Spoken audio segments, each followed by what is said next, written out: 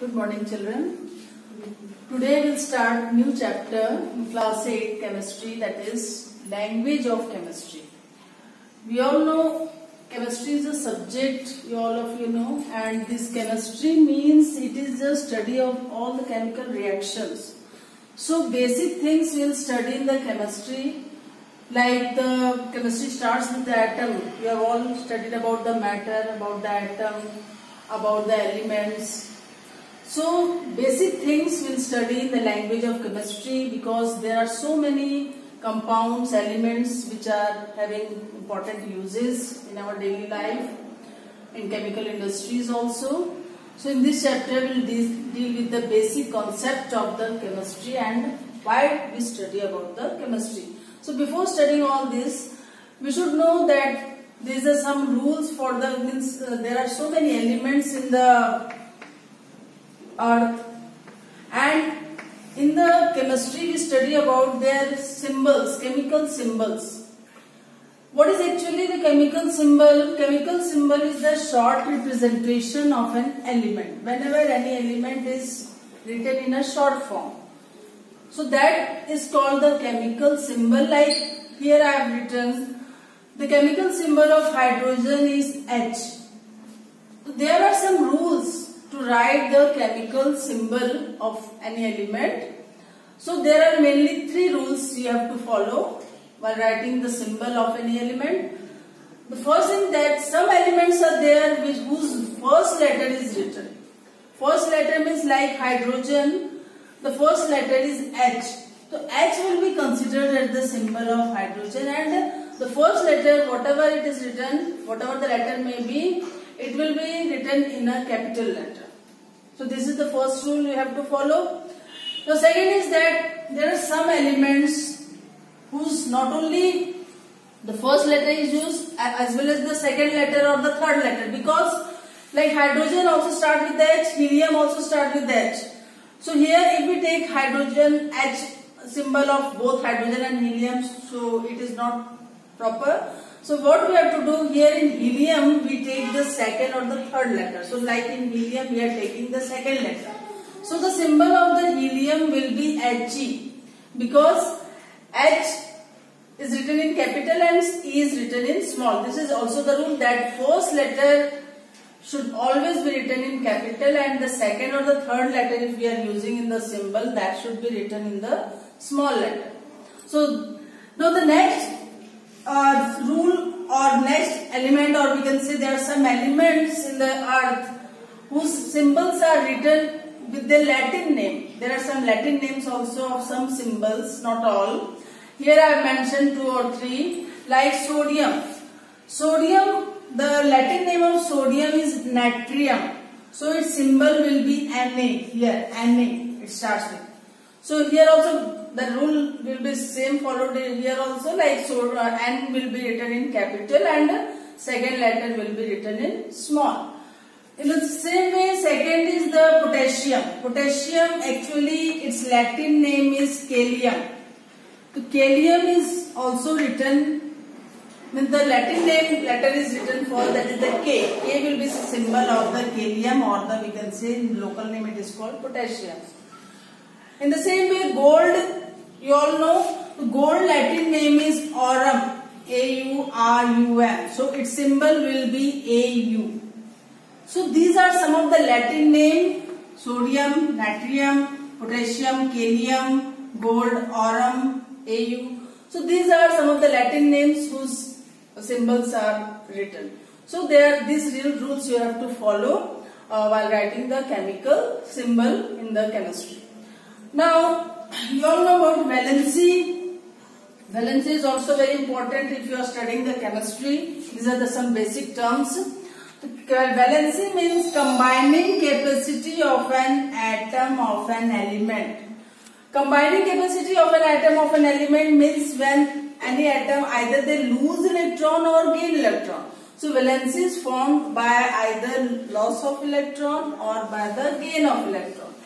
So when the electrons lose means the cation is formed, and when they gain electron means they form anion.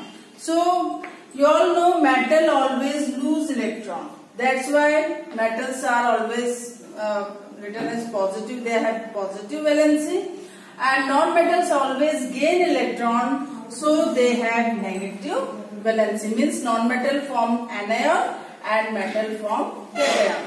Now the number of valencies in every element is different, according to which the valency is also divided into 4 types. Like first one is the monovalent. Monovalent means whose valency is 1. Mono means 1 and valent means valency. Like chlorine. Chlorine is having 1 valency. That's why chlorine is a monovalent atom. So any element whose valency is 1, like sodium also. Sodium valency is 1. That's why sodium is also monovalent. Now second is divalent, means who has 2 valency. So 2 valency means if we take the oxygen, the oxygen has 2 valency.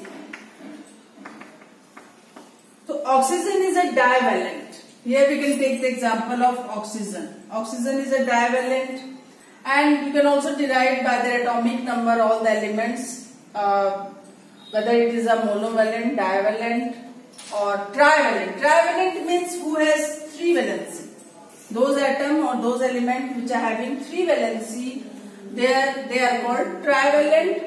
And in the same way, tetravalent means whose valency is 4. So those elements whose valency is 4, they are called tetravalent. Those who has 3 valency, they are called trivalent. Who has 2 valency, they are called divalent, and who has 1 valency, that is called monovalent. And here one thing also I want to tell you, that metal lose electron means they form cation, and non-metal form anion. Means here one thing also you should remember while deriving the valency of metal and non-metal, the number of electrons which are present in the large shell in the metal will be its valence electron, or we can say its valency. And non-metal, if we want to derive the valency of the non-metal, means we have to subtract the number of electrons present in the large shell from 8. So if we subtract the number of electrons from the large shell which are present in the large shell by 8, we can get the valency of the non-metal. So this way we can derive the valency of metal as well as non-metal, but metal always have positive valency and non-metal have negative valency. Now here we come to the next topic, that is ions, which is also very important. Ion is the charged particle. Just now I told you cation, anion. So cation is formed by loss of electron, anion is formed by gain of electron. So cation is called positively charged ions and anion is called negatively charged ions. Here I have written some example of cation and anion. Metal always form cation, non-metal always form anion. Like sodium ion, Na positive, potassium ion, K positive, calcium ion, Ca2 positive, magnesium ion, Mg2 positive, zinc ion, Zn2 positive, iron ion, Fe2 positive. Now there are some non-metal which also form ions. So like F negative means this is fluoride ions, fluoride. Cl negative means chloride ions. Br negative means bromide ions. O2 negative oxide and 3 negative nitrite. So these are some of the cation and anion. Now we come to the polyatomic ions. Poly means many.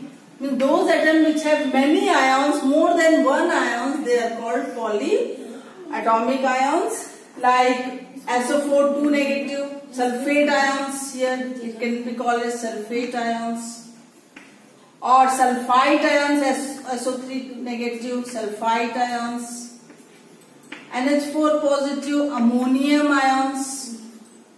So these are some of the polyatomic ions which have more than one ions. They are called polyatomic ions. So here you all have understood what is valency, what is cation, anion, polyatomic ion.